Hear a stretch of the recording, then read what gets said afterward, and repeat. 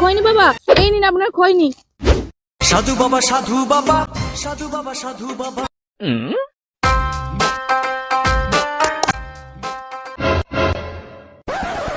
বল তোর কি সমস্যা? বাবা এবার আমার ভবিষ্যৎটা একটু বলুন। তুই প্রচুর চামার, তুই কারো কাছ থেকে পয়সা ধার নিলে সহজে দিতে চাউনি। কি বলে? আর তুই এতই কিপটা, 100 তেল কিনে এনে তোর সারা মাস চলে যায়। মহা মুশকিল। আর তোর চরিত্রটাও খুবই খারাপ, ঘরের ছেড়ে পরের দিকে বেশি তোর নজর। কিন্তু বাবা আপনি এত সব কথা জানলেন কিভাবে? আমি খৈনি বাবা আছি, এই যে খৈনি তোর ঘর থেকে তুই যে এনে দিছু, এই খৈনি আমাকে সব তোর খবর বলে দিচ্ছে। কিন্তু বাবা খৈনিটা তো আমাকে আপনার বউ দিল আপনার বালিশের নিচে দিয়ে।